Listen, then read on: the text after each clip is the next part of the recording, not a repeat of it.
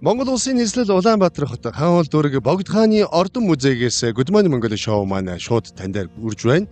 За бид бүхэн яг одоо энэ цаг зочны цагаараа үргэлжлэн та бүхэндээ хүрэхдээ нэгэн онцгой зочныг та бүхнийхээ одоо дэлгэцээр сонорт бас ингээд хүрэхээр урьж ирүүлсэн байна. За ингээд энэ хүн бол бас Богд хааны Ордон музейн захирал доктор Гүнчин иш маань хурцсан ирсэн байна. Өглөөний мэнд хүргэе танд. За өглөөний мэнд хүргэе. За сайхан тусаж байна уу? Сайхан. Саман жоох ойртой савч. За тийм фонтойгоо жоох ойртож ярина. За тэгээд таны ажил алба өндөр үү? За тэгээд Богд хааны Ордон музей гэдэг бол бид бүхний хувьд бол Монгол хүн бүрийн хувьд бол үнэхээр омогшиж дээдэж хүндэж тийм ээ. Үзэж харж үнэлж явах хэвээр үнэхээр чухал түүх юм бол үнэт зүйл өв байгаа. Тэгээд энэ газрыг бас хариуцаад явж байгаа өдөрлөг хүний хувьд бас ажиллаад өндөр байна уу? Их байгаас тий гэж тэгэлгүй яхаа. Тэгээ ажил өндөр байна. Бас ажлаа хүлээж яваад бас цөөхөн хонж байгаа. Тэгээ цаашдаа бас олон зүйлийг бас хийж хэрэгжүүлсэн гэж хүсэл мөрөөдлөөр дүүрэл ажиллаж байна да. тэгэлгүй яхаа. За тэгээд шинэ ажлыг хүлээж авсан хуучин хүн гэдэг байгаа шүү дээ. Энэ Эрдэнэбаатар даргын бас нэг бичсэн комментиг бас ингээ харж ирсэн. За шинэ ажлаа хүлээж авсан хуучин хүндээ ажлын амжилт хүсье гэсэн байсан. Тэгээ Богд хааны Ордон музей тавс хэдэн жил ажиллав, хэдэн жилийн бас ажлын гараагаа энд бас онцог хугацаа гэлээ. Тэтлаасаа бас гараагаа эхлүүлвэл. Тэгэхээр 2012 онд би их сургууль төгсөөд тэгээ яг анхны миний ажлын гараа бол Богд хааны Ордон музей. За. Тийм. Тэгээд энэ музей дээр дөнгөж одоо оюутны гэрээнээс одоо гараад одоо яг амьдрал төлд навсан. Тийм одоо түүхтэй их. Миний хувьд бол нандин газар. Тийм байна. Ямар гоё юм бэ. Тэгээ би энэ Богд хааны Ордон музейд тасралтгүй нэг 8 жил гараа ажилласан. За. Тэгээд тэгж ажиллахдаа бол одоо хамгийн одоо анхан шатнаас нэглээд ажилласан гэх юм байна. Миний ажлын гараа бол яг энэ Ордонд ирээд нэг 2 жижигхэн сүм хариуцаад одоо манайд энэ үзмэр дээр одоо ажиллаж байгаа хүмүүс бол хамгийн уртлын 2 сүмээ хариуцдаг л да. За. Тийм. Тэгэл тэрнийхээ одоо цэвэрлэгээ үйлчлэгээ хийгээл би бол яг тэгж эхэлсэн. Тийм. Тэгээд тэрнээсээ хоошоо ингээд шатараалан одоо зэрэг музейн өөр ажлуудыг хийгээд манайх ч бас харьцангуй хүний нөөц хүмүүстэй.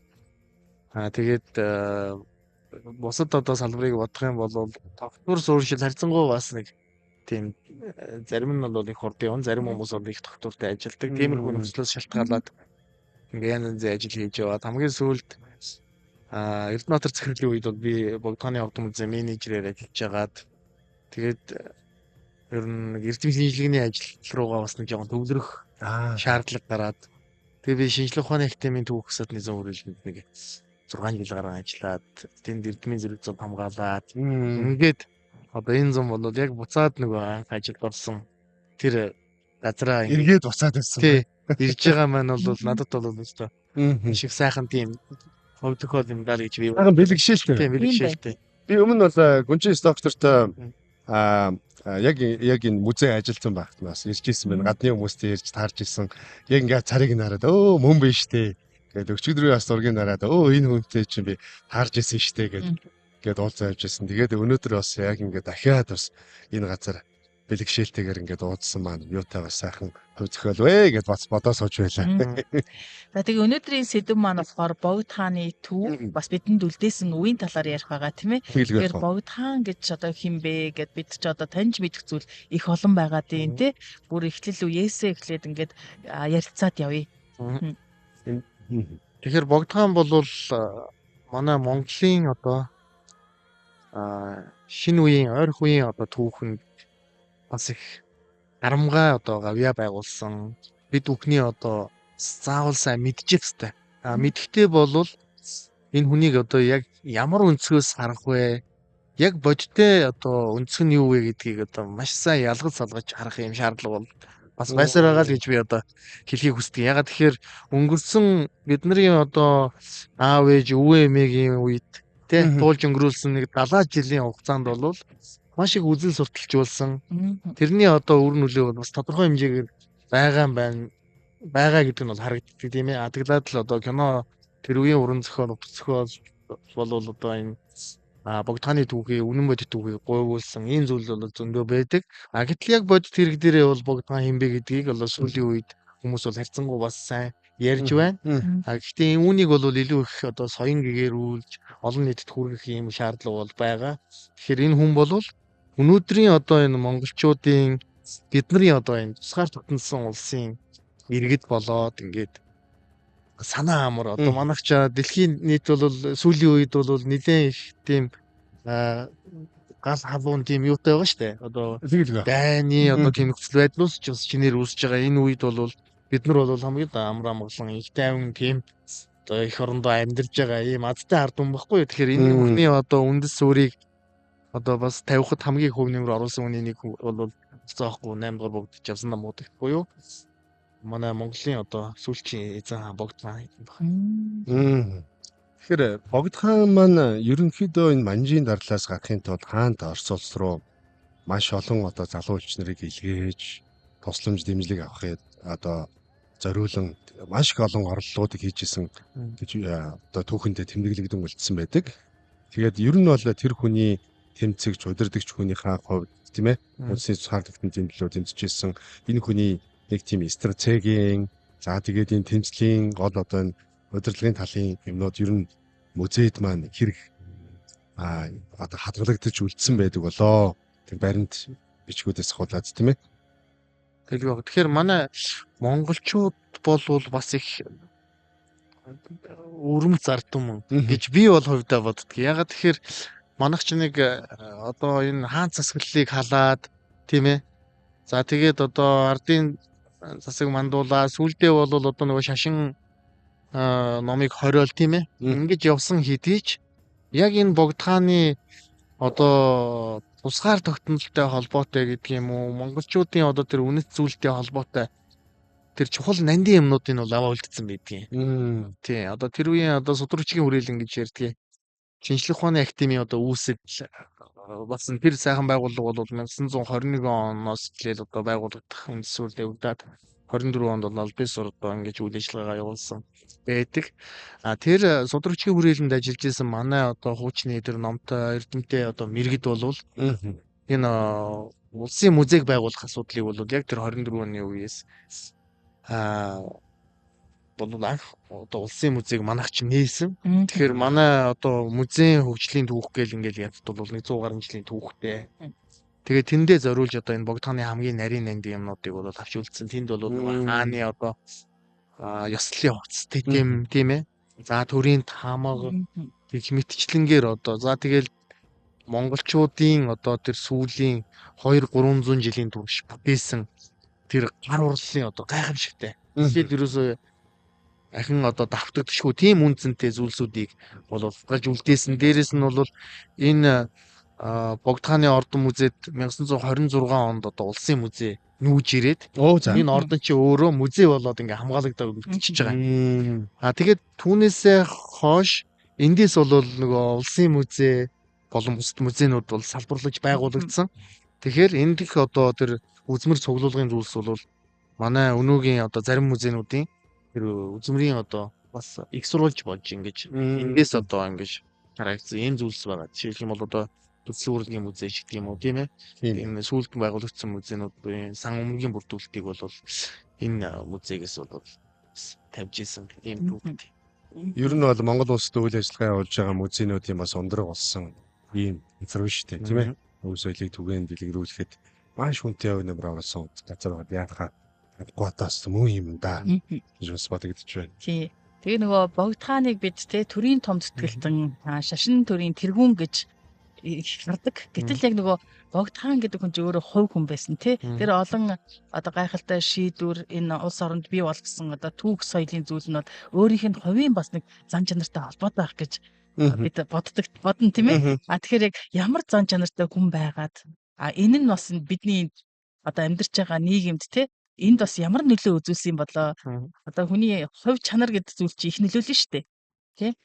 Тэгэл яг тэгэхээр нэг ийм сонирхолтой зүйл байдгийг. Ер нь бол манай Монголын одоо анхны ташны тэргүүн бол Өндөргийн зан азар тийм ээ. За ингээд энэ хүн бол асар одоо нэг хүнд багтамгүй их тийм хосгүй тийм авиас чадваруудыг зохицлоосон ийм маш олон одоо чиглэлд өргөн зар үетэй юм үйл ажиллагаа явуулдаг хүн байсан. Энэ хүний үеэс эхлээд энэ Монголын шашны тэргүүн буюу богд Жавсан будагтын одоо институт гэж хэлж болох юм уу да. Энэ бол маш их тийм ард олны одоо гол оюун санааны хэрэгцээг хангадаг ийм зүйл болж хувирсан. Ингээд яг хөө тэр үеэс бол манайх ч бас нэг манжин иргэшээлд орчиж байгаа ийм бараан түүх эхэлдэг ч гэсэн энэ одоо харь гүрний одоо иргэшээл дарлалын дор монголчууд монголоороо байх, монгол өв соёлоо одоо тээж тий хожим энэ тусгаар тогтнох энэ бололцоог бол энэ үе үеийн богдууд нуруундаа үүрч ирсэн. Үүний хамгийн том алхмыг бол 8 дугаар Жавсан намууд хийж гүйцэтгсэн. Тэгэхээр энэ богдуудыг 2 дугаар богдын үед бол бас энэ монголчуудын тусгаар тогтнолын төлөөх маш том хөдөлгөөн өрнөд 2 дугаар богд өөрөө 2 дугаар богдын төлсөн ах бол бүр цаазаар ахуулаад энэ чигүүжмээ одоо өмнөөс болоод дараа нь бол энэ 2 дугаар богд өөрөө гэрийн хорионд ороод тэгээд ер нь бол манай албан бус түүхэнд бол 2 дугаар богдыг манжууд дээгүүтгэгдсэн гэж үздэг. Эд залуугаараа. Энэ хүн бол бас өндрийн зан назартай адилхан 2 дуургийн хүн байсан. За үүний дараагаар манжийн төр бол маш том бодлогын одоо өөрчлөлтийг хийсэн. Энэ яасан бэ гэхээр ер нь бол энэ богд Жавсан будагтыг алдах юм бол монголчуудыг алдах юм байна гэдэг ийм том зохио мессежийг бол тэр үед мэдээж аваад ингээд Монголын одоо богд Жавсан будагтыг төвдөөс тодруулдаг болсон. Ийм түүхтэй. Ингээ 3 дугаар богдоос эхлээд одоо төвд орноос бол үеийн богдуудыг заалж ингэж авчирч байсан. Энэ тохиолдолд монголчууд бол богд Жавсан будагтыг бол маш бага хүүхднээс нь төвдөөс очоод гэр бүлийнхэн хамт одоо маш их одоо нөхсөр тийм зохион байгуулалтаар очиж богдыгоо залж ирдэг байсан. Ингээд тэндээс ингээд нялх хүүхд ирээд ингээд энэ хүмүүнийг бол монголчууд өөрсдөө одоо хүмүүжүүлж монгол хүн болгож одоо төлөвшүүлдэг. Түүний хамгийн тодтомрон жишээ бол 8 дугаар богд Жавсан. 8 дугаар богдыг бол энэ монгол хэлээр илүү сайн ярьдаг байсан гэж одоо тухайн үеийн тийм бичиг дээр бол бичиж хэлсэн байдаг. Төвд хэлээрээ хайрцангуй арай бага ярьдаг гэж. За тэгээд энэ хүнийг бол яг ингээд монгол хүн болгож өвөргаад Монголын төлөө цохилох зүрхтэй тийм ээ. Монголын тусгаар тогтнол одоо энэ сайн сайхан зүйлсийн төлөө өөрийгөө үл хайрлан одоо ингэж одоо зүтгэх тэр үүрэг хариуцлагыг тийм ээ. Тэр одоо төлөвшлийг бол ингэ суулгасан болов уу гэж хардаг. Хувийн талаас таны одоо түрүүний асуусан асуултын хувьд бол өөрөө маш их тийм сониуч хүн байсан. Тэгээд тэр их сониуч танин мэдхийн одоо тэр өндөр сонирхол нь бол маш их одоо сонин хачин эд зүйлсийг бол цуглуулах тэр зүйлсийг нь тавьсан. Өөрөө богд хаан бол бас их тийм говьшгүй ийм хүн. Ер нь бол богд хааны тухай, богд хааны одоо хувийн зан чанарын тухай нэг тийм сүргээр үнэлсэн тийм үнэлэмж бол тухайн үед ерөөс огт байдаггүй. Богд хааныг хизээ монголчууд сүргээр үнэлсэн бэ гэхээр бид нар социализмын 70 жилийн хугацаанд л богд хааныг зохиомлоор сүргээр үнэлж ирсэн. Бидний одоо үзэж байгаа кино ч нэг л тийм нэг бусдын үгэн томхайлт юм уу тий. Тийм л дүр байгаад ирнэ шүү дээ тий. Тийм. Тэгэхэд тэр асар их одоо занал хийлэл тий. Тэр асар их одоо хөвшүүрийн дундаас энэ хүн бол Монголын тусгаар тогтнолын төлөө үйл эргээс эзэж ухраагүй. Тий. Богд хааны ордны хашаа руу гамингууд одоо буудж исэн тийм түүх байдаг байхгүй юу? Тэгээд бид нар 2012 онд богд хааны ордын музейн одоо хашаа хаалганы сэргээн засварлалтын ажлыг хийлгээд тэгээд тэгсэн яг тэр нэг одоо муудсан модон багных нь дундаас одоо тэр гамингийн сумны одоо тугалт бичилж ийсэн. Бүр бодит түүх нь одоо 100 жил ингээд тэр хашаалагдсан. Тэр сум нь хадгалагдсан байгаа шүү дээ. Тэгэд та хэд бодолтой. Гэрийнх нь гаднаас буудаад байж яхад тий. Тэр хүн одоо үйл хэрэгээсээ няцахгүй үйл хэрэгээ одоо үргэлжлүүлж энэ Монгол улсыг одоо тусгаар улс болгож тийм ээ. тэр Монгол улсын хувьд за яг хин нэгэнд одоо даатгалгүйгээр хүнийг одоо өөрөө ингэж хариуцаж үүсч явсан одоо юм чухал юм байна. Гайхалтай. Тэгээд бодохоор бас л их гоё санагдчихээн л та тий. Төвдөөс ирсэн хүн тэгээ Монгол гэдэг газар нутагт хүн болж өсөөд тэнд бас монгол хэлээр яриад зан чанар түүх одоо бүх зүйлийн ахуй соёлын ингээл өөртөө ингээд бий болчихсон жинхэнэ монгол хүн бий болчиход байна шүү дээ. Тэгээд тэр бүх нөгөө зоримог харагдахгүй ирээдүг бас харж ингэж зүтгэж байгаа тэр зан чанар гэдэг бол одоо яг л тэр ирээдүйн одоо Монгол улсыг удирдах авч явах хааныг ингэж төлөвшүүлэхэд оролцсон тэр хүмүүсийн бас гавьяа оролцоо гэж их байна тийм ээ. Хэлгүй яхаа. Тий хэрвээ тэнд муу хүмүүс байсан бол маш хэцүү хүн болж өссөн шүү дээ.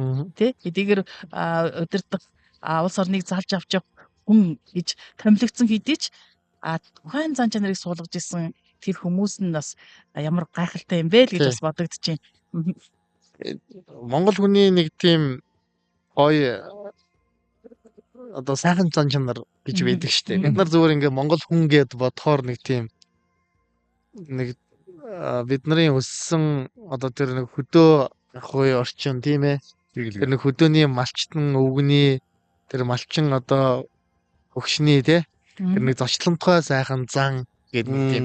Бидний тийм язгуурын нэг тийм эрхэм чанар бол байдаг байхгүй юу?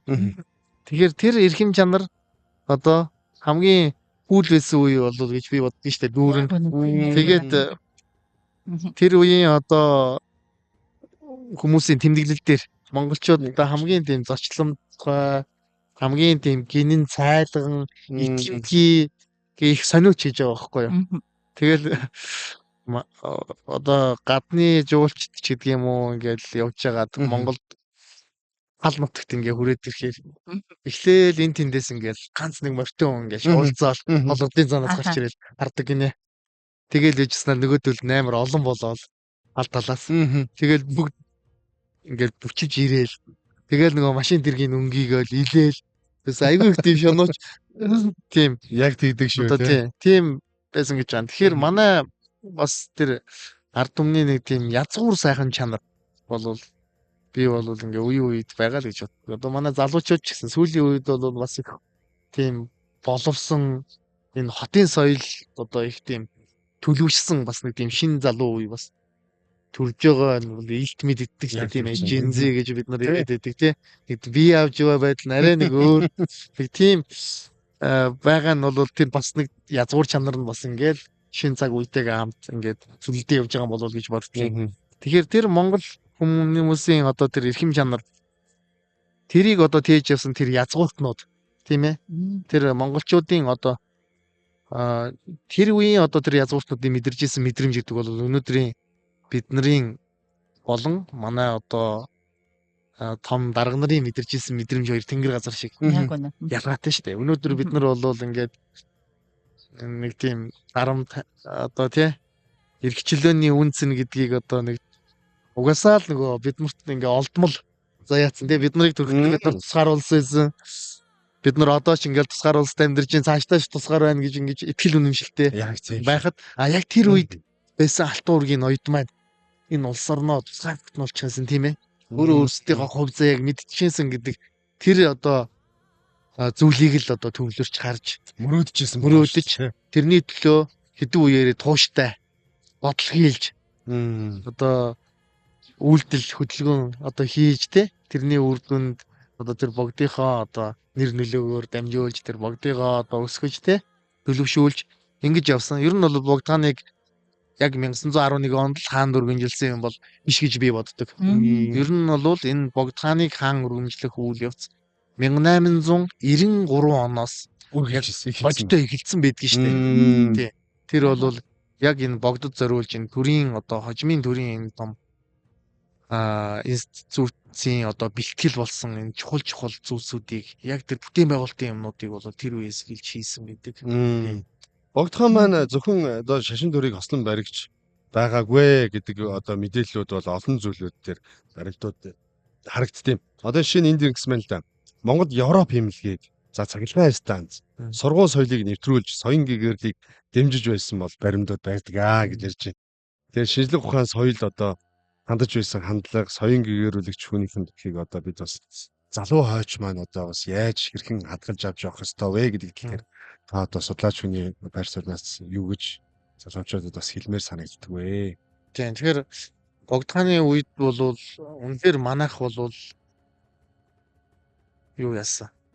Дэлхийг дахин нэг хараад тэгээ өөрсдийнхөө хөгжлийн одоо боломж, хэдийн төлөв, тийм ээ, бараа гэдэг бүх зүйлийг нэг эргэцүүлсэн. Тэгээ богдхан ч маш том магнуулын сүлжээтэй юм баггүй юу? Ер нь хизээний одоо энэ шадивлангийн хийд гэдэг чи одоо богдын одоо хамгийн гол тэр тагнуулын одоо байгууллага нь байдаг байсан. Тэнд одоо тэр бэлтгэгдсэн лам нар одоо суудаг. Тэр хүмүүс бол энэ бүр Европ хүртэл, баруун Европ хүртэл одоо үйл ажиллагаа явуулж, дэлхийн техникийн мэдээллийг цуглуулж, энэ дэлхийн техникийн хөгжлийг одоо толдож ирсэн. За тэгээ энэ хөгжлөөс одоо хоцрохгүй байх, энэ хөгжлийн одоо үр шимийг хүртэхийн тулд бас тодорхой одоо шинжилгэүүдийг Монголд хийжсэн. Хамгийн анхны одоо машиныг оруулж ирсэн. Энэ чинь яг богд өөрөө машин оруулж ирж байгаа боловч монголчуудыг одоо тэр ертөнцийн соёлтой танилцуулж шít тийм ээ. Технологийн дэвш. Хоёрдугаар нь одоо тэр цахилгаан холбоо тийм ээ. Одоо энэ гэрэлтүүлэг зэргийг бол яг одоо ингэж анхны одоо тэр Монголд өчигдөр бололцоонуудыг бол энэ богдхан бол бүрдүүлсэн. Тэгээд бас сургууль соёлыг одоо бас байгуулж за гадагшаа хүмүүсийг одоо сургуульд явуулах энэ одоо ажлуудыг бол яг хийжсэн. Үнэхээр хангалттай байна тийм ээ. За түүхэн хов хүнээс нь талаас нь авчид олон жилийн турш бол түүхийн ном зохиол дээр богдхааныг бол баг зэрэг өрөөсгөл сөрөг талаас нь бол харуулж ирсэн байдаг тийм талууд байдаг. За захирал хүний хувьд одоо музейн удирдлага хүний хувьд мөн түүхч судлаачийн хувьд богдхан гэдэг хов хүн зан чанар эх орно гэсэн чин сэтгэлийг хов хүнийхээ зүгээс судлаач хүнийхээ зүгээс ер нь хэрхэн бас тодорхойлдог вэ гэдэг талаар нас үзэж сонсогчдод бас болцохгүй юу. Тэгэхээр богдханыг харж байгаа богдханыг хардаг өнцөг өнөөдрийн одоо биднэрт нэг өөр тэр үеийн монголчууд нэг өөр исэн баггүй юу. Тэр ийм сонин баримт идэх юм. Гамингууд хүрээг эзэлж аваад тэгээ ер нь хүрээнд хяналтаа тогтолцсон байжсэн. Богдхан энэ ордноосоо гараад хүрийн шар ордон руугаа одоо тэр хотын төв гэсэн үг л дээ. Метро, мол, дэлгүүр энтрийн тийшээ. Бүгдийн урлан бүтээгдэхүүн тэр хавцаа байсан ордон баггүй юу. Тэнд яг төрийн одоо үйл хэргээ явуулдаг ийм ордон гэсэн. Тэр ордон руугаа ингээд сүүхээр заларч явжээ богдхан. За тэг баахан ингээд цуваатай байдаг. Тэгэнгүүт одоо энэ дунд голын одоо энэ дээр дунд гол дээр бол ийм гоё модон тийм номон гүүрээсэн гэж. Сүхтэйг ингээ гарч яв. Тэгээ байжсэн тэр гүүрэн дээр гамингийн хамгаалтын зэргүүд гарчсан. Байжгаад богдханыг машинын зогсоогоод, өсгийн зогсоогоод. Машинаас нь буулгаад тэр гүүрийг явган хөлөөр нь алхуулж давуулсан гэж байгаа байхгүй юу. За. Тэгсэн ингээл манайхан яадаг вөхөр богд ингээ ордон руугаа ингээ хөсгөр заларлаа гэд маш олон тийм том цуваа штэ. Өнөөдрийн одоо төрийн дэргүүний цуваа шиг тийм нүсэр одоо үсгийн зов байхгүй юу. Ердийн үсгийн зов. Хөсгөр заларлаа гэдгийг одоо ингээд яг тэр залрах цаг үед нь монголчууд ингээд наадам үзэж байгаа юм шиг ингээд игэн зогсоод ингээд хардаг байсан юм. Бас яг тийм үйл явдал болж исэн. Маш олон хүмүүс ингээ хараа үзсэн чи богдыг сүхнээс нь буулгаад хөлөөр нь гүүр давуулсан чинь тэр игнээ зогсож исэн олон монголчууд бүгд ингээ цурхирж уйлсан гэж байгаа байхгүй. Ордуу тавьж уйлаад одоо ингээ амар их эсэргүүцэл үзүүлсэн. Тэнд байсан гамын зэргүүд маш их одоо чичирдоод ийм зүйл болно.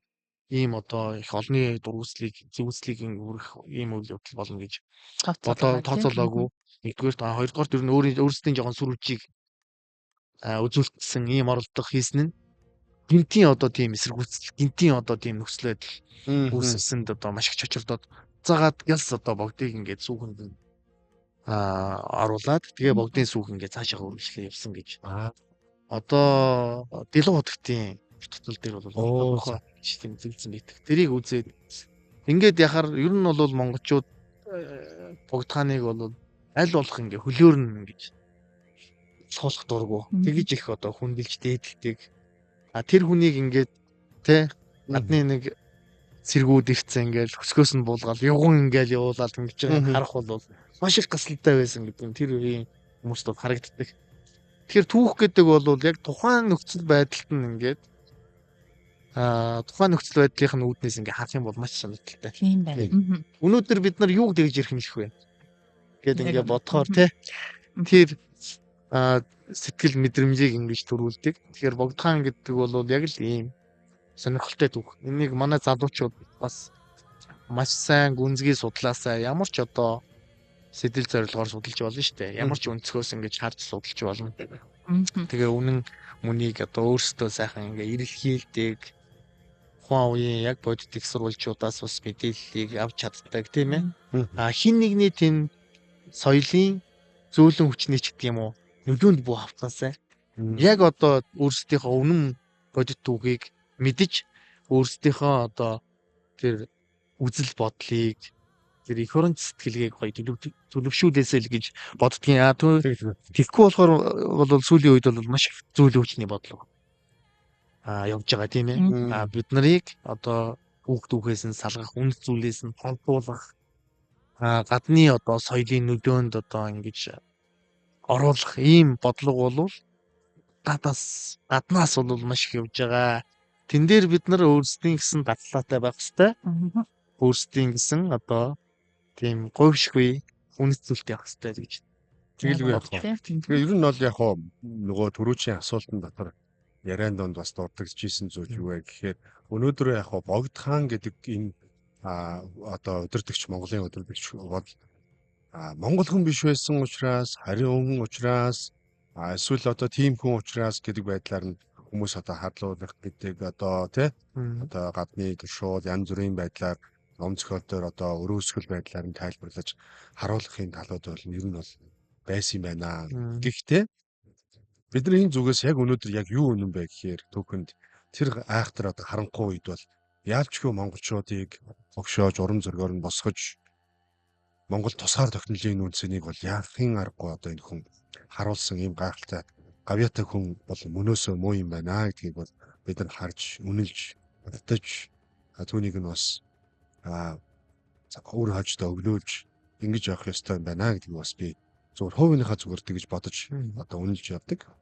Тийм учраас бидний хувьд яг энэ цаар тогтнол улсын эрхчлөөт иргэнийхээ хувьд бодож байгаа тэр үндсэн сайхан омогшил бахархад юу гэдгийг те тэр сайн сайхан бол энэ цаг үетэй бол энэ удирдагчтай бол яахын аргагүй холбогдноо хамаатай гэж бас бодчихлоо юм л да. Нөгөө түүхэнд болсон үйл явдал зүгээр нэг болдгоо штэ тий. Тэгээд тэр бүхэн бидэнд заавал нэг сургамжийг авчирч идэг.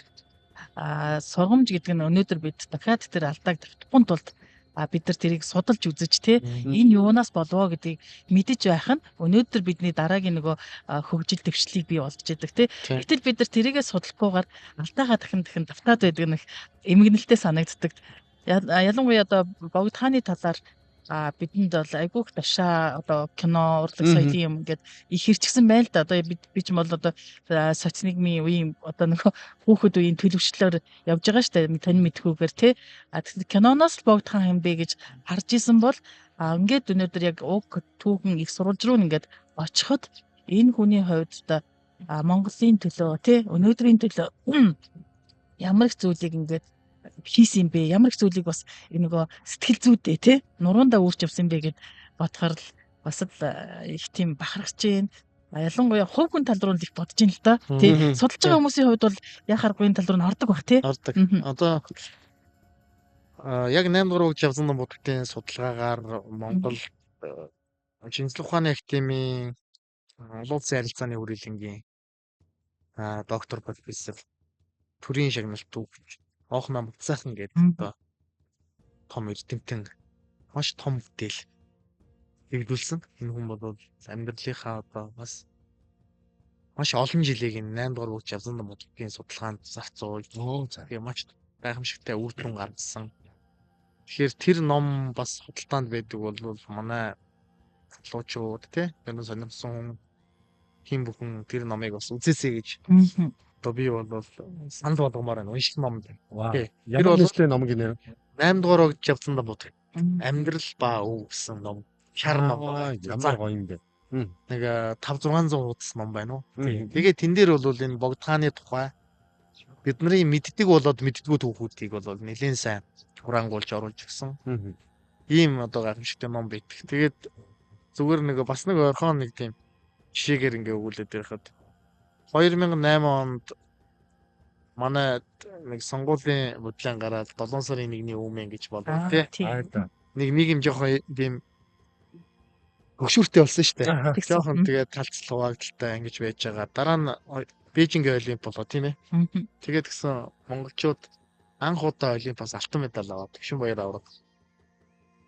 Тэгэхэд монголчууд бид нар бол одоо яг бидний санаж байгаагаар бид нар нэг тийм амар их баярлсан байхгүй юу? Гарт түмнэрээ. Бөөндөө гарч баярлаад. Нөгөө 7 сарын 1 гэдэг чинь тэгээд байхгүй болсон шүү дээ. Дулаараа тий улс төрчид нийлж одоо гаргараасаа ураа гэж хашгираад ингээд нэг тийм нийтээрээ баярлж байсан байхгүй юу? Тэгэхээр яг тэр 1911 оны 12 сарын 29-нд монголчууд тусгаар технологи зарлаад ингээ манжи хөвшөлөөс гарч байгаа. Тэр өдөр бол монголчууд бас нэг нийтээрээ баярлсан гэж байна. Тэнд. Тэнд бол хөлтөөн хөлхөж, хөлгөөн мөлхөж баярлсан гэдэг байна шүү дээ. Бүх хүн. Тэгээд бүх монголчууд гэж байгаа. Одоо энэ хөлийн цаан байгаа. Одоо өвөр Монгол, Бурайд, Хова за Шинжаанд байгаа тий. Ингээл энэ ерөөсөө дэлхийн өнцөг болон Монгол ажиллаж ирсэн тий. Тий, Монгол айл өрг бүр их хүрээний зүг сүүгээ өргөжсэн гэж байгаа. Тэгээ тэр бол хамгийн одоо сүүлийн 100 гаруй жилийн монголчуудын хамгийн их баярлсан өдөр багч би бол хувьдаа төсөөлдөг. Тэгэлгүй ямар гайхалтай мөч байсан болоо гэдгийг одоо бид нэр төсөөлөх гэж оролж ийн л та. Тэг ямар олон хүмүүсийн нуруунд тэнээ одоо магнаа баярлаж тий. Баярлсан болоо. Үнэхээр бас гоё санагдчих байна. Тийм. Тэгэхээр бидний хувьд бол төсөөллөөр нөгөө 2008 онд л Монгол хүн монголчууд анх удаа олимпиас алтан медаль авахд л тэгэж одоо баярлж байгаа тэр үйл явц ер нь тухайн үеийн хүрээнд ер нь нэг тиймэрхүү үйл явцтай байсан бахаа гэж одоо нөөцөлөн бид нар төсөөлж байгаа шүү дээ. Өнөөдөр бид нөгөө түүх богдхааны түүх өв гэдээ ярьж байна те. Тэгэхээр нөгөө түүх бол угаасаа ингээд бид нар үе шаттайгаар ингээд ярихад бол их олон зүйлийг хэлэх бах. Тэгвэл нөгөө өв гэдэг зүйл маань бас ингээд бидэнд ирчихсэн байна штэ. Одоо ингээд ярихад бол музейтэй болчихсон байна.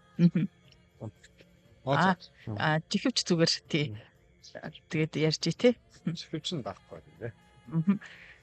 Тийм тэгээд өв гэдэг зүйл ингээд яхаар тэр хүний бол ингээд их тэр сониуч замтай холбогдоод бидэнд ингээд ийм зүйл байх юм байна ингээд таньж мэдсэн зүйлүүд нь ингээд хэдийн ингээд бас ирчихсэн тий. Ингээд хадгалагдчихсан байгаад байгаа юм байна гэж би бас ингээд дотроо бодоод байгаа. Тэгээд нөгөө заамтай байсан гэд нэг тийм гоё түүх байдаг шүү дээ тий. Тэр талаар та бас нэг гоё мэдээлэл хүргээч. Ороод ирсэн үү? Ороод ирсэн. За. Тэгэхээр богдхаанд бол одоо манайхан бол нэг тийм энэ ч сүүлдээ амар том хөдөлгөөн болсон гэж байгаа байхгүй юу? За. Сони юм ингээд өгдөг. Тэгээ богд дэрийг ингээд сонирхдаг. Тэгээд тэгсэн чинь хүмүүс амар их хөдөлгөөр нөгөө бие биенээсээ өрсөлдөж нөгөө сони юм өгөх гээд. Тэр бол ер нь сониуч цаатан тий. Бохоос өмнө ч тий. Тэгээ энэ ордон баригдсан байсан. Тэгэл өдөр болгон л хүмүүстэй хамгийн сонин гэсэн юмнууд авчирж иж өгөөд. Тэгээ сүултээ бол богд жоох уйдсан гэж. Сонин юмнаас уйдраагаад. Бүр хинч сонирхгооргүй тийм энгийн зүйлүүдийг хүртэл амар сонирхдаг болсон гэд. Тэгээ юм баримт өгдөг байхгүй юу. Тэгээ маш их идагуурс энэ хүн дээр бол цугларж ирсэн. Энд ч нөгөө өргөл мөргөл гээд. Тийм баг тий гадна дотноос хүмүүс гадна дотны хүмүүсийн бэлэг. Тэгэл гадны нэг тийм том одоо худалдааны төлөөлөгч ч юм уу эсвэл тагнуулын зорилготой явж байгаа ч юм уу юм жуулчин тий мод төлөөлөгч энэ хүмүүс ингээ богдхаантай уулзаад тэгээ богдхаанд ингээд янз бүрийн тийм өрнийн одоо болон сонирхолтой шинэ үеийн тийм технологийн одоо бэлэг туслуудыг өгдөгсөн гэж байгаа байхгүй юу. Богдхан өөрөө ихтэй ингээд сонирхоо. Тэгээд тэрийг ингээд бэлгэлцдэг. Мгм. Тэгээд энэ Богдхаанд бол яг жинхнээсээ Эрдэнэсийн сан гэж байсан. Одоо үлгэр дарддаг штэ. Тийм. Хаан Эрдэнэсийн сангаас одоо Алт тим юм мөндөө гişиг бүтээлээ гэдэг ингээд гардаг. Богдхаанд Эрдэнэсийн сан байсан. Вау. Тэр Эрдэнэсийн сангийн дотоод сан, гадаад сан гэж одоо ангилдаг. Дотоод За. санд тэр хамгийн үн цэнтэй зүйлс нь хадгалагддаг. Тэр үед одоо Европын одоо хид хідэн хүн Богдхааны Эрдэнэсийн санд орж юу байгаагийн зур ингээ багцаалдж битсэн байдаг. За. Тэгээд тэгтэл зөөр тэ дэлхийн одоо бүх бүсийн амьтдын одоо цуглуулга, чихмэл цуглуулга тэр чинь амьтдын цуглуулга гэж чинь чихмэлээр нэг байгаа. Яг биет амьтнаараа нэг байгаа байхгүй. Тэр таны ярьсан зам байгаа. Энэ бол яг нөгөө монголчууд төр улсаа байгуулж байгаатай холбоотой төрийн 7 эрднийг биетээр нь бүрдүүлсэн. Тэрний жишээ бол зам болдог. Тэгэл нөгөө энэ тентхийн одоо тэр алт мөнгө, шуур, сувд, хэрсний ивэр те. Тэгэл одоо энэ зааны соёо гэл тэр чин бүр хид хидээрээ гэдэг. Тэгээд Богдхааныг нас орсныхан дараа ардын засгийн газраас комисс байгуулад энэ богдын хөрөнгийг дансалж одоо бүртгэсэн байдгийн. Тэгээ ингээ бүртгэхэд алтан бүгд ихт хідэн авдраараа. Тэ? Алтан одоо цаг ихт бүр хідэн хайрцгаараа ингэж тоологдсон байдгийн шүү дээ. Тэгээд энэ Эрдэнэсийн сан яасан бэ гэхээр 1926 онд Монгол улсын засгийн газраас Богдхааны хөрөнгийг хураагаад нилээд хэсгийн дуудлага худалдаагаар зарсан. Дуудлага худалдаагаар зарж улсын төсөв бүрдүүлсэн байхгүй юу. Тэгэхээр энэ хурааж хуримтлуулсан юм нь одоо ингээд богд явсан нам бол ингээд өөрөө нэг одоо дагуурс дуртай болол хураагаад байсан юм биш үү? Энэ бол хожим өөрийнх нь дараа монголчуудыг тэжээсэн. Яг тийм байна. Тийм зүйл байдаг. Тэгээд тэр бүх юмыг ингэж цуглуулад тэгээд монголчууд тусгаар тогтнолын төлөө одоо ингээд тэмцэл хөдөлгөөн өрнүүлээд хаан тосоос тусламж буугаал ингээд санхүүгийн одоо маш том эрэл хайгуулт гарч байгаа шүү дээ. Энэ нэг том ивент итгэж байсан богд өөрөө байхгүй. Тийм. Богд өөрийн хөрөнгнөөс тэр монголчуудын тусгаар тогтнолын дөх үйл хэргийг маш олон удаа санхүүжүүлчихсэн. Тэгэхээр энэ бүх зүйл маань эргээд одоо 8 дугаар богд явсан нам бодгтын одоо оролцоотойгоор монголчуудын өөрсдийнх нь сайн сайхны төлөө зарцуулагдсан. Өнөөдөр бид нар энэ Богдхааны ордон музей гэдэг түрүүний амьдарч исэн ордноор бид нар өөрсдийнхөө үндэсний соёл өвлөмжлөлийг дэлхийд дахин цэцгэлээд ингээд байж штэ. Тийм байна. Яста хараатай зоригтой удирдах хүн байжээ. Одоо өрн таран хийвэл хийн үдтэй тэр чинь тийм ээ. Гэтэл одоо ингээд ирээдүйн төлөө энэ үр хойч улс орны төлөө гээд тэрий дагуурсыг ингээд бий болгоод өөрөө тэр том хөрөнгө оруулагч хандуулагч нь болохыг ингээд харж байна гэдэг чинь бас гайхалтай шүү тий. Тэгэхээр одоо яг энэ музей тал руу ингээд яриа орсных 1924 онд бол Богдхан маань таалт өгсөн. Тэгсэн. За тэгээд дараа бол яг таны саний хэлдгээр нөгөө ардын засгийн газраас түүний ордон хэдүүлгийн зүйлийг хураан авч хамгаалтанд өгсөн байдаг тийм ээ. За тэгэхээр ер нь музей болгох шийдвэр гарсны дараа хааны өв соёлыг ер нь авч үлдэхэд одоо хүмүүсийн оруулсан одоо зүтгэл нэлээд л олон байдаг байна. Тэгэхээр ямар хүмүүс ер нь голлон одоо их гавьяатай өөр хөрөөлтөд оролцсон байдаг вэ? Энэ хааны өв соёлыг авч үлдэхэд ер нь тэмцсэн байдаг вэ гэдэг талаар бас нөгөө мэдхийг хүслээ л дээ. Тий. Тэгэхээр манайх чинь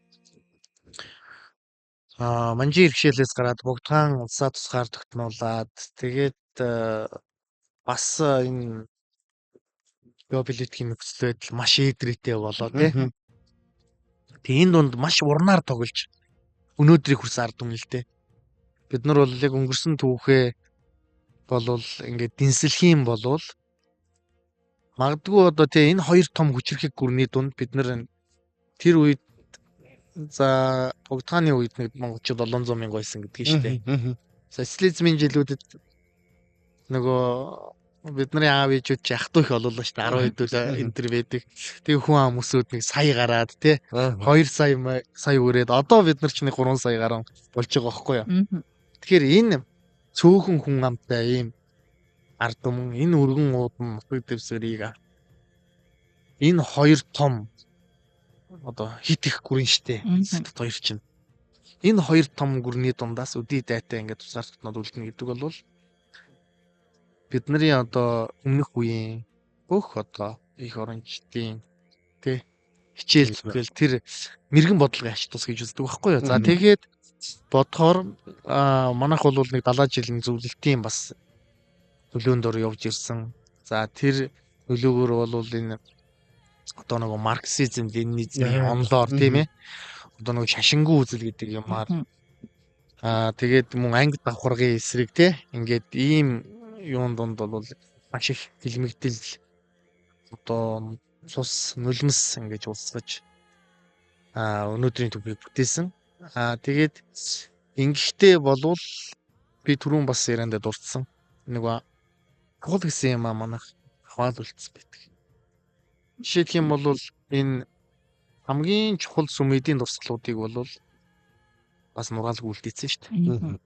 Одоо энэ Богдхааны ордон музей байна. Дандан гэрчлэн хийд байна. Дам баржаалан хийд байна. Жожин ламын сүм байна. Улаанбаатар хотод гэхэд тийм байна.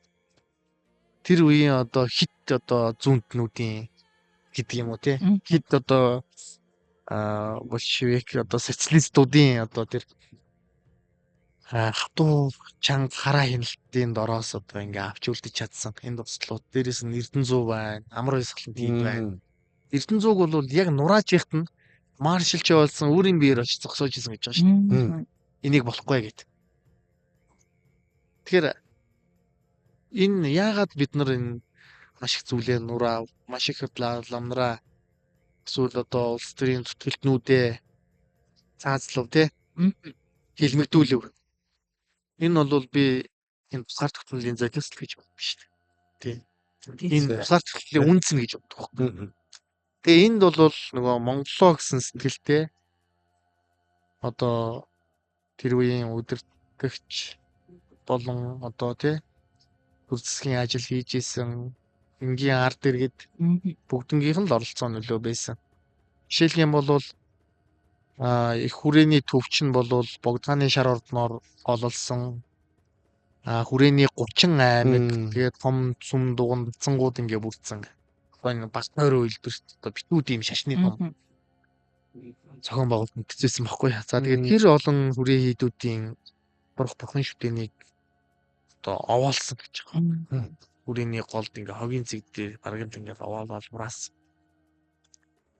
Тэгэхэд шинжлэх ухааны академиас одоо энэ бидний одоо сайн мэддэг цэндийн дамжин сургангай мэдчлээ одоо 3 эрдэмтэн улаан шугамтай бичиг хийлгээд засгийн газраар цохиулаад энэ бурхтын одоо хураасан хаягдл дотроос сор одоо бүтээнийг нь ялгаж авъя гэд.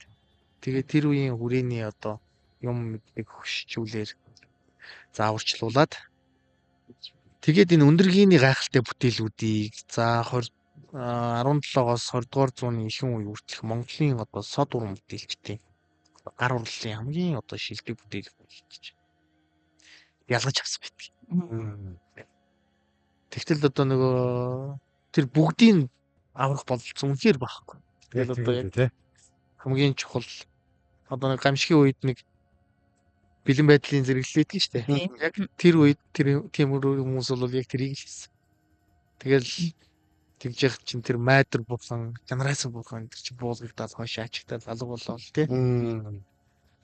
Ингэж ийсэн. Тэгтэл бид нар өнөөдөр өндөргийний одоо бүтээлүүдийг дийлэнхийн аваад үлдсэн.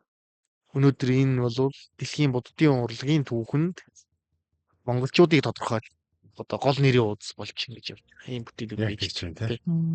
Би бас таныг ярьж байхад тэр 1930-аад оны үед соёлын довтлогоо тэр одоо сүм эдийг нураах тэр айхтар нэг юм хэцүү цаг үе хэл байлаа шүү дээ. Самуунтай тий. Хөлөндөлтийн үеийн тий.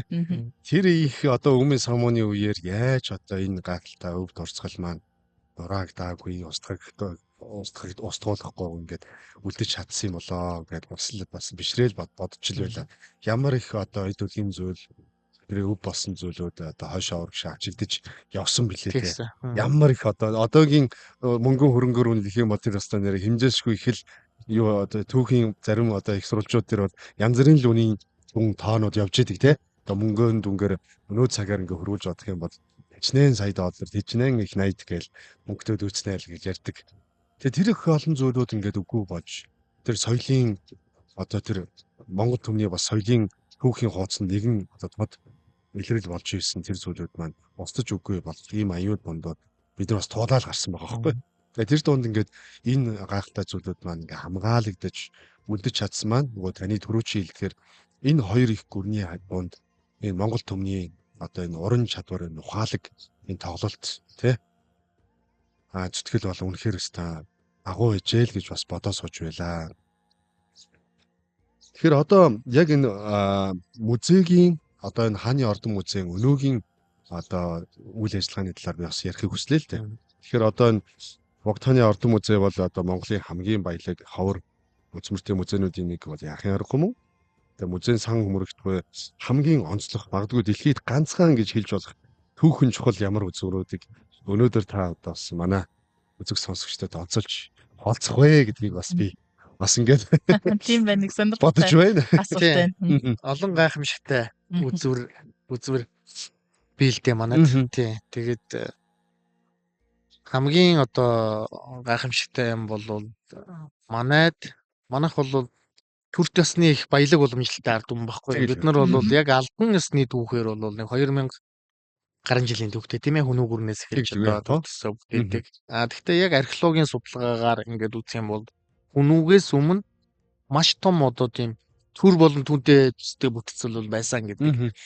Ийм дүгнэлтэнд бол нэгэнт одоо бол хүчээд байгаа. Одоо тэгээ Монгол улсын түүхийг 30 мотор бичиж байна.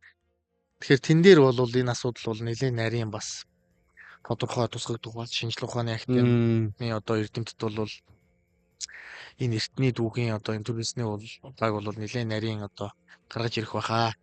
Тэгтээ бол манай соёл өөрөө бол тийм нүүдлийн малаж хой дээр чиглэсэн юм соёл тийм үү. Тэгэхээр бид нар хичнээн тийм одоо агуу дэлхийн одоо номер 1 эзэн төрнийг байгуулж ирсэн. Түүхтэй ард түмэн ч гэсэн бид нар их минимал шүү дээ тийм ээ. Тэгээ өнөөдөр ингээд яг гэхээр яг нэг тийм тэндээс нэг ингээд шууд харуулчих биетэй юм их ховор шүү дээ. Одоо энэ хот бол тий Чингис хааны үеийн хот гэдэг ингээд гэхээр л одоо хөрөнд байж идэг тийм ээ. Сүрэг ингээл өргөө гэрийг ингээ бариад явдаг нүгөө явхад юу ч байгаагүй юм шиг ормон үлддэг гэдэг шиг. Тэгэл яг энэ тэр гээл гэхээр яг археологийн дурслууд одоо сүйд тэрийг бол өгч байгаа. Тэгэхээр яг одоо Монголын тэр үеийн тэр олон шат язгууртнууд тэднээс одоо хамгийн бодиттой одоо зүйлүүлсэн хүн бол яалтчгүй цаг хугацааны хувьд 8 дугаар үеч явсан дамуудагт. За тэгэхээр явсан дамуудагтын буюу 1911 оны Монгол төрийн одоо эвсэлтийн хувцснууд бол яг энд их оригиналаараа хадгалж идэг. Яг тийм юм тий. Мөн одоо Өндөргийн зан газрын одоо яг өөрийнхөө гараар урлсан. 21-ийн дэх бол манай зэд яг их хуваараа манайд хадгалагддаг. Бас бурхан багшийн шүд одоо манайд хадгалагддаг. Энэ бол дэлхийн буддын шашинт орнуудын одоо хамгийн гол шүтийн нэг. Бас их сонирхолтой зүйл байна тий. Үзмөр гэдэг шиг одоо үзмөр болоод хадгалагдсан байна. Тэгээд үзмэр болгон түүх өгүүлж чадна. Тэгэл байна. Тий. Тэгээд би одоо нөгөө таны асуусан болох дээр ямар ч байсан энэ гурван үзмэрийг бол онцлмоор санагдав. Тий би одоо ингээд нөгөө ороод ингээ хүмүүс танилцуулаад ингээ явж байхдаа одоо өвлийн ордон музей дотор байгаа үзмөрүүд бол их сонирхолтой. Одоо тийм нөгөө байгалийн түүхийн шинжлэх ухааны талын дээрэс нь Богдхан маань өөрөө сонгодог урлаг их дуртай хүн байсан. Бидгийн одоо сонгодог урлагийн тэр хөгжимд хайрцаг тоглоулагж байгаа тэр зүйлүүдээс их харагддаг гэж би боддгийн. Тэгээд тэр дээрэс нь амьтны чихэмлүүд бол энд одоо байгаа нь цөөхөн хэдэн төлөөллүүд л байгаа гэж би боддог байхгүй. Тэрний ард одоо ямар олон одоо хадгалагдж үлдээгөө бас зүйлүүд байсан болоо гэж боддгийн. Тэгээд сая таны хэлдгээр нэрээ дэлхийд одоо ганц гэж хэлж болох зүйлүүд бол нэрээ яг тийм байна. Тухайн хүний өөрийнх нь хэлж эргэлдээсэн копи дох боломжгүй. Уц. Тэ? Яг байна. Тэгээд тэр чинь нэг Монгол урчуудын яг жинхэнэ одоо төгтөшгүй гар урлал байхгүй юу? Тийм байна. Яг гараараа хийж байгаа. Одоо тэр хэдэн мянган шүр сувттай штэ. Тийм тэ. Одоо хааны одоо хантаас хүрэм энэ юм. Тэгээд тэр тухайн үеийн хүрээний хамгийн одоо хилдэг урчууд, шалгарсан урчууд нь тэрийг ингэж хийдэг. Тэгээд тэр маш их нарийн ажиллагаатай учраас тэр хүмүүсийн одоо нүдний хараа их мууддаг байсан гэдэг. Яг л боддог байхгүй юу? Ерөөсөө Тэр бас Эрвсийн гэр вэ штэ. тий. Эрвсийн ярьсан гэр бас дэлхийд ер нь дахин давтагдчихгүй байна гэж би бодож байна. Тий. Энэ Эрвсийн арьсан гэр бас их сонио. Ер нь одоо ингээд манай монголчуудын ингээд түүхийг харахаар манай ноёдууд бол их тийм том өвлгий эзэд болж ирсэн. Тэгээд энэ шашны их том одоо мяндаг тушаалтай ламнартай манай ноёдууд харилцаа тогтоохдоо юм уу одоо нэг уламжлал байсан. Энэ бол гэр өргөө бэлгэлдэг. За. Одоо Монголын хаад ноёдууд төвдийн далайлам банчин бүгд нартай одоо ингээд илэг өргөд барьсан гэд солилцож байгаа штэ. Энд бол тэр бүрэлдэхүүнд нь гэр явдаг байхгүй юу? Тэгэхээр энэ эрхэм бэлгийн нэг юм шиг байгаа манай монголчууд юм. Тийм гэж таа. За тэгээд яг ийм зүйл болвол 1896 оны очсон. За богд Жавсандан будагтын 25 насны сүүдэр зэрэгцэх үед Сэцэн хаан аймгийн Хөвчийн Жанан дэс Санилэг Дорж гэдэг хүн бол 150 эрвсээ одоо битгийнхаа орчуудаар иж бүрэн сэлбэгтэй ийм Монгол гэр хийж бэлгэлсэн байдаг. Тэгээ энэ гэр бол одоо бясалгалын гэр гэдэг. За тэгээ энэ гэрийг бол нөгөө яг эрвсээ ярьсаар хийсэн учраас зуны одоо тийм яг бороо хургу өдрүүдийг ингэж хооцоолж жагаад шинжиж байгаа тийм ээ. Тэгээд богдож авсан бодогт нэг 10 хоног нямс гэдэг байсан гэж. За. За тэгээ энэ эрвсийн арьсан гэрний эрвс биш үү? Эрвсийн арьс гэдэг байгаа тэр арьс нь бол үний эрэг дээр эрвсийн арьс биш юм билээ. Бид нар нөгөө эрвсийн арьс гэж яриад идэг. эрвсийн арьс гэж төсөөлөд яриад байдаг. Тэгээ сүүлд энэ гэрийг бид нар нөгөө Америк элчин сайдын яамны санхүүжилттэйгээр нэг сэргийн засварласан. За. Тэгээд яг нөгөө үслэг эдэл болохоор ч олон 100 гаруй жил ингээ болчоор тухайн хэмжээний зарим газараа илэгдэл гэмтэл гарan. За тэрийг одоо сэргийн засварлахаар тухайн үеийн одоо манай гайлын одоо газарт хураагдсан эрвсийн арьснуудыг Монгол орны эрвсийн арьсуудыг манай руу шилжүүлээд тэгээ сэргийн засварлт хийсэн чинь энэ хоёр арьс бол тохирдгүйсэн. За манай Монголын эрвс чинь нөгөө цэцний эрвс. Тэгэхээр чи нэг юм ерөнхийдөө нэг тийм цагаан дээр сар ийм албан байж таа. Тэгээ их бавгар амар нөгөө хүүтэн сэрүүн орны учраас маш их тийм өтгөн уг тийм өвстэй. Тэгсэн энэ богдхааны гэрийн одоо арьсан болсон чинь амар тачирхаа. За. Адуу нэг 100 ингээд нэг юу яадаг шүү дээ. Өсөн унаад нэг тийм маш гоё тачирхан юм байдаг шүү дээ. Яг тэрэн шиг тийм тачирхан. Тэгэнгүүтээ тийм одоо хар дээр юм уу улаан шар тийм толтой байхгүй юу? Тэгсэн энэ нөгөө Африкийн өчмбөрийн арьс болж таарсан. Өчмбөр гэдэг нь тий одоо эрвсийн төрлийн нэг тийм маш хурдан тавьдаг нэг цоохор амтан байдаг шүү дээ. Африкийн нэг тийм. Гэхдээ яалчгүй л одоо эрвсийн төрлийн ламтын Эрвсийн төрлийн ламтан. Мясмалтай болоо тий Монгол оронд л байдаг. Одоо өнөөдөр чинь шинжлэх ухааны судалгаа их сайн хөгжсөн. Энэ эрвсийн тархалт бол маш өргөн үрэн байна шүү дээ. Хангаа алтай гэл те.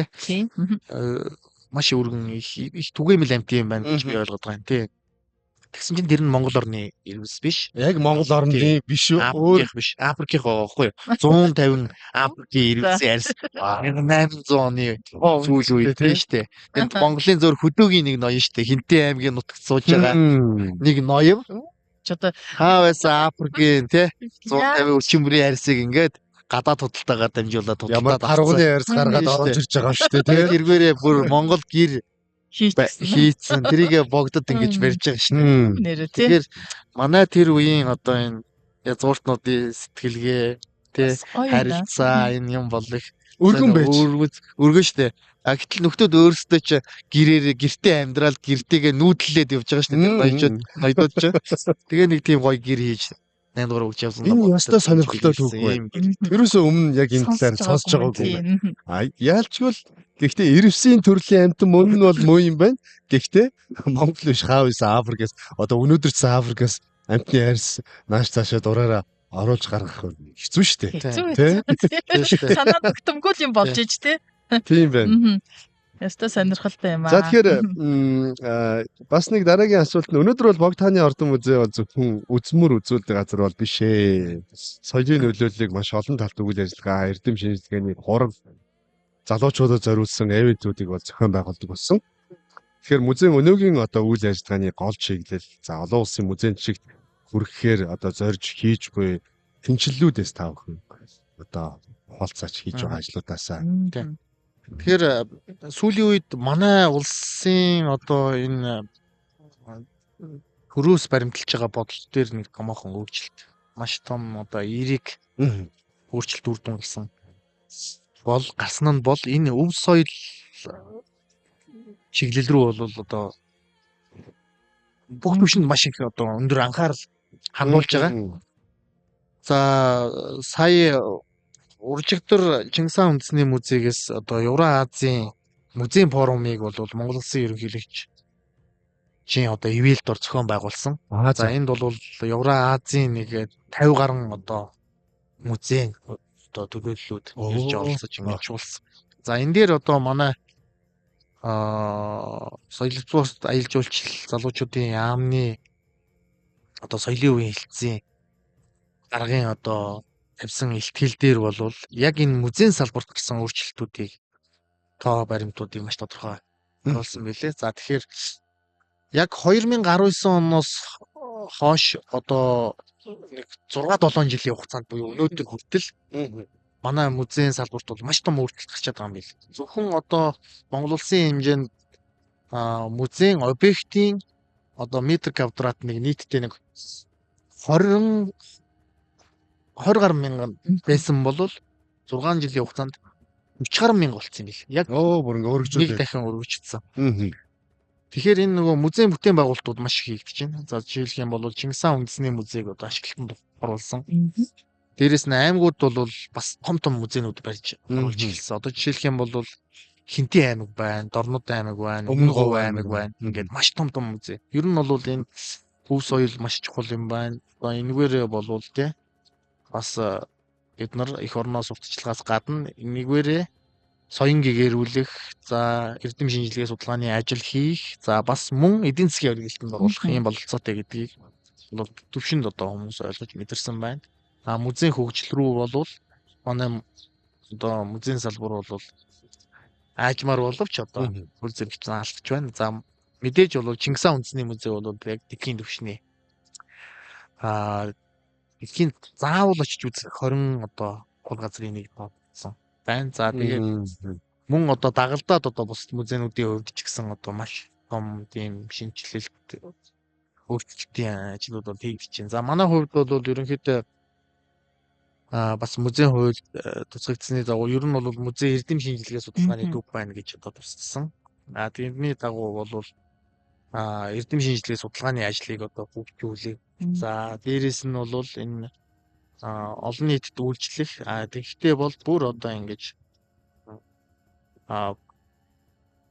тусгай хөтөлбөртэйгээр тийм ээ боловсролын үйл ажиллагаатай одоо ивент тогтмол ивент дарга хэмжээтэй ингэж үйлчлэх тэр чиглэл рүү бол нэлээд хүн анхаарч байна. За мөн одоо манайх бол нэг ордон музей гэхээр бол нэлээд тийм өргөн статустай. Тийм болохоор манай дээр бол бас сэргийн засварлалт тийм ээ хадгалалт хамгаалтын одоо бас тийм тусгай орчин нөхцөл үйлчилдэг. Тэгэхээр энэ чиглэл рүү бол бас сүүлийн хэдэн жил бол музей удирдлагууд бол тогтмол анхаарч хэмжээ авч ирсэн. За энэ чиглэл рүү ч гэсэн одоо бас бүхний өнөөдрийн одоо багчдын үйл ажиллагаа бол цаашаа ингээ үргэлжлээд явна.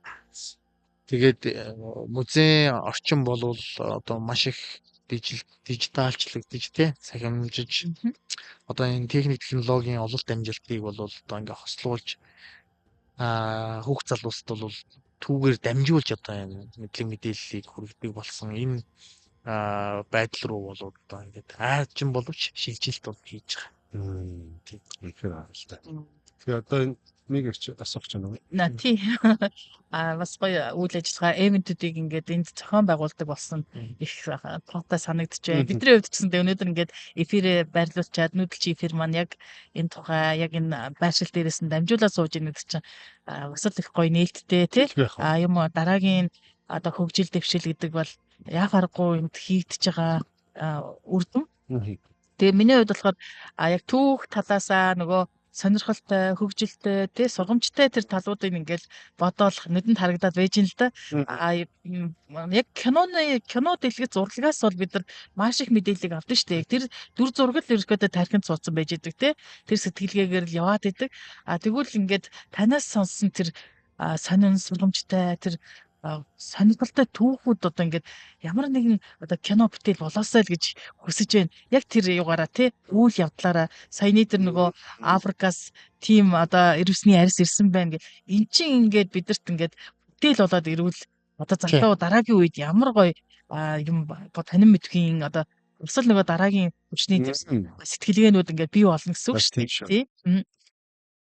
Тэгэхээр залуучуудад ер нь яг энэ Монголын үндэсний тусгаар тогтнолын үндэс энэ түүхийн талаар одоо энэ сонирхолтой байдлаар хүрэх тал дээр ер нь бас ямар бодлого одоо баримтлаад явж байгаа вэ тий.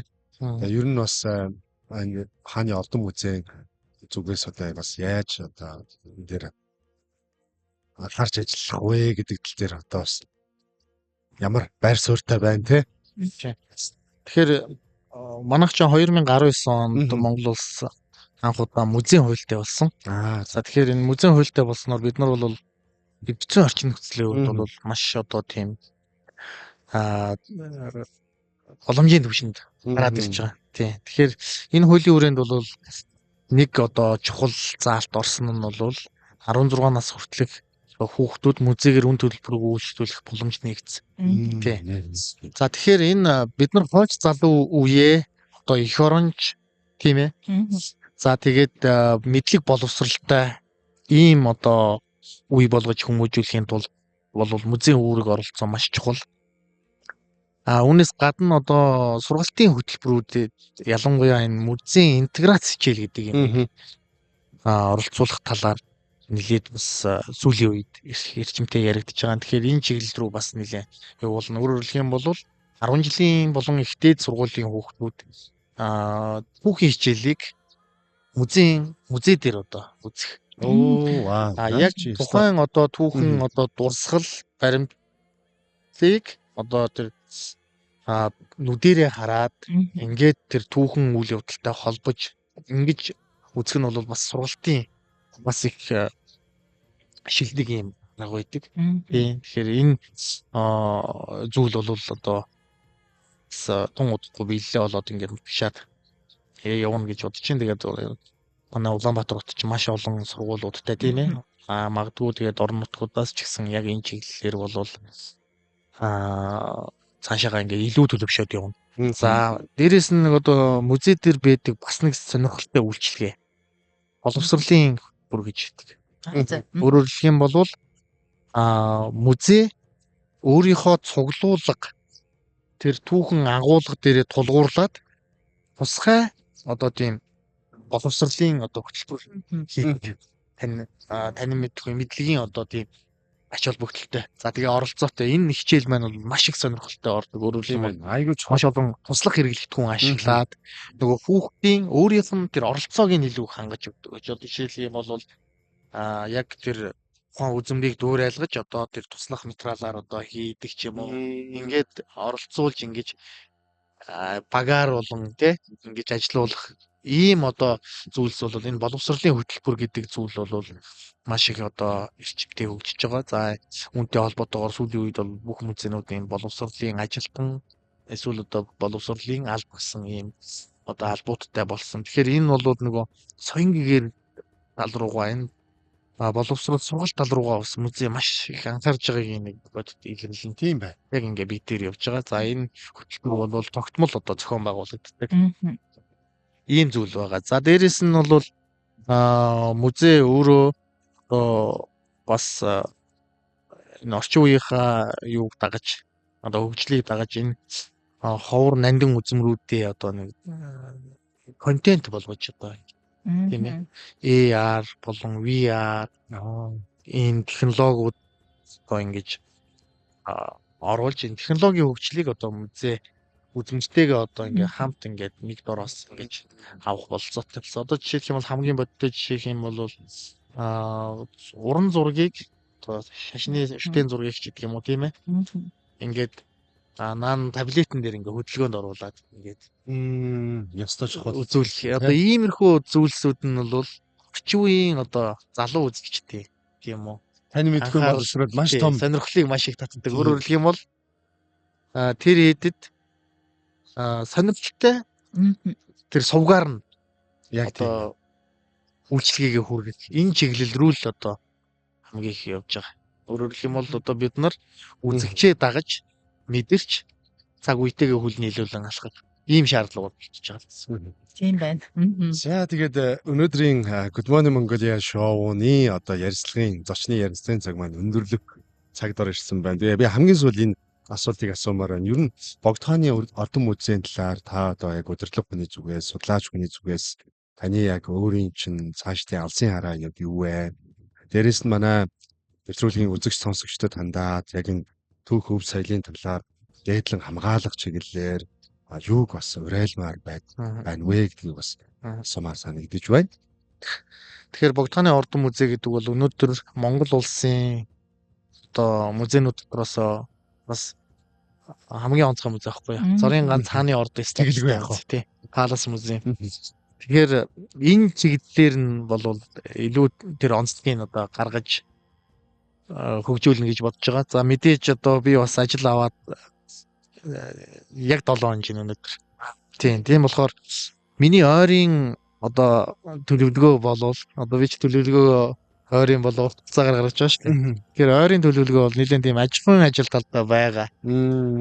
Энэ сэргийн сургалтын ажил байна тийм ээ. За мөн одоо орчны тогтчол гэх мэтчлэн ийм зүйл дээр бол нэн дэргүнд одоо анхаарна. Ер нь хэдийн төлөвдөө бол дэлхийн орчин үеийн музей хөгжилтэд хүл нийлүүлсэн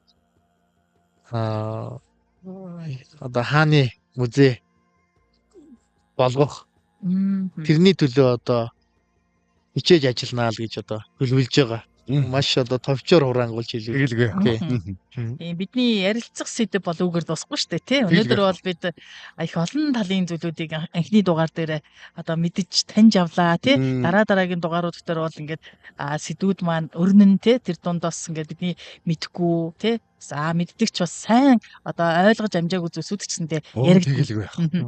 Тэгээ Good Morning Mongolia гэдэг одоо шоуны бидний хідэн залуучууд нөхөд бол ялангуяа одоо энэ залуус хойш үедээ Монгол эх орныхоо түүх өв соёлыг түгээн дэлгэрүүлэх нэг хэсэг нь болоод хотын соёлыг бий болгох нэг хэмнэл нь болоод явж байгаа. Тэгээд энэ зорилгынхоо дагуу бас Богдхааны ордон музейтэйгээ хамтран ажиллах ийм хүсэл зорилгод бол нэгдээд ингээ явж байгаа. Энэ хүсэлтэй илэрхийлсэн хүслийг маань бас айгүй урайлахнаар бүлээг авч бас бидний энэхүү бас үйл хэргийг дэмжиж байгаа та бүхэнд бас талархал илэрхийлье. За баярлалаа. Тэгээд бас ярих юм болцоо олгосонд бол маш баяртай байна. За тэгээд таны цаашдын үйл хэрэгт ажил үйлсэд өндрөөс өндөр амжилтыг хүсье өрөөе. За та бүхний ажилд бас сайн сайхныг хүсье өрөөё. Тэгээд дараа дахиж уулзах байхаа. Тэгэлгүй яах вэ? За ингээд Good Morning Mongolia шоу маань Монгол улсын нийслэл Улаанбаатар хаан улс дүүрэг Богдхааны ордон музей одоо энэ сайхан байрлал дээрээс та бүхэндээ нэвтрүүлгээ хүргэлээ. Тэгээд яг зочныхоо цагийг хүргэлээ. Нэвтрүүлэг маань хараахан дуусах болоогүй. За тэгээд нэвтрүүлгийг маань ерөнхий ивент тэтгэгч дэмжин ажиллагч Atmor компани ажилладаг. Atmor гэдэг компани маань бол Монгол улстай бас шинэ технологиг улс эх орныхон хөгжилд эрүүл эко одоо энэ амьдралын хэм маягийг, тав тухтай амьдралын маягийг бас хүмүүс санал болгодог ийм гайхалтай хин технологи буюу Armapex гэдэг одоо дулаан цэвэр усны шугам сүлжээ хоолойг одоо бас нэвтрүүлээд ажиллаж байгаагаараа онцлог. За тэгээд нэвтрүүлэг маань Star телевизийн цэнхэр дэлгэц болон 91.7 радио долгион дээр та бүхэндээ хүрдэгэ гэдгийг хэлмээр байна. За ингээд зочны цагийн өндөрлөлөө дараачихаас хөрөшилж гэж байна. Good morning Mongolia show үргэлжилж байна. Гэгээлэг нэгэн өдрийн эхлэлийг хамт тавьсан сонсогч үзэгч танд баярлалаа. Энэ өглөөний химнэл таны зүрхэнд сэтгэлд үлдсэн гэдэгт бид итгэлтэй байна. Маргааш өглөө бид та бүхнийг дахин нэг сонирхолтой сэдв цааш мэдээлэл хамгийн шилдэг дуу хөгжмөнтэйгээр яг энэ дээр хүлээж авах болно.